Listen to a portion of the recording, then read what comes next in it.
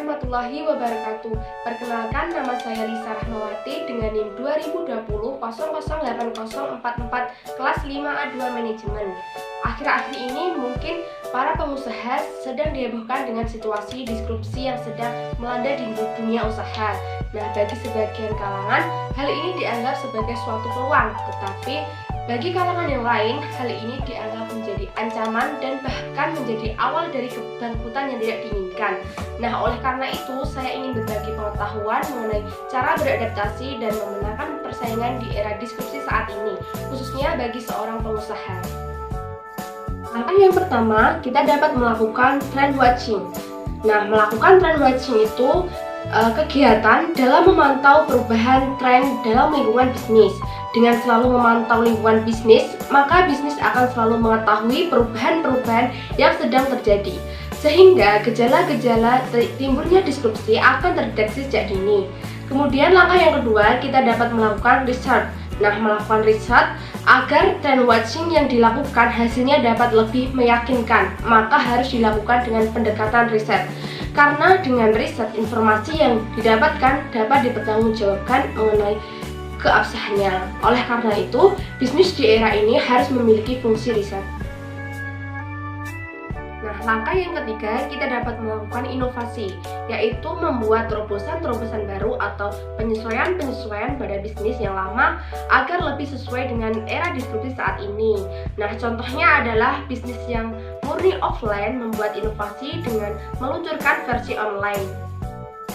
Nah, langkah yang keempat yaitu risk management. Kita dapat melakukan pengelolaan terhadap resiko.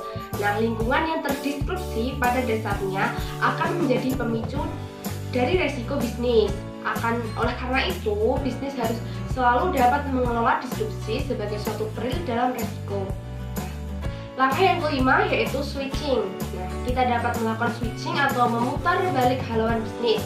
Cara ini dapat dilakukan jika bisnis yang ada tidak lagi bisa diotak-atik atau dimodifikasi. Maka solusinya adalah harus berani memutar haluan atau mematikan produk yang sudah dimiliki.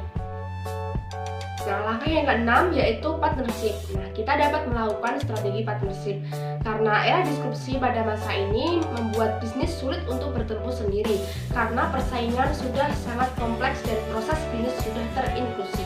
Nah, oleh karena itu, solusinya adalah dengan melakukan kolaborasi dan aliansi. Aliansi strategis mulai dari sisi input sampai dengan output dalam supply chain. Nah, agar bisnis menjadi lebih efektif dan efisien. Kemudian langkah yang ketujuh yaitu change management. Kita dapat melakukan change management. Hal ini dapat dilakukan untuk mengubah pola pikir dan kesadaran dalam elemen sumber daya manusia. Nah, dalam organisasi bisnis agar dapat bahu-membahu melakukan perubahan. Itulah teman-teman ketujuh langkah beradaptasi dan memenangkan persaingan di era disrupsi yang dapat dilakukan seorang pengusaha. Nah, sama halnya dengan cita-cita saya menjadi seorang pengusaha. Maka dari itu sangat penting kita beradaptasi di era disrupsi saat ini agar bisnis kita tidak lantas mati ditelan oleh fenomena disrupsi yang akan selalu terjadi baik pada masa lalu, kini, dan yang akan datang. Terima kasih. Wassalamualaikum warahmatullahi wabarakatuh.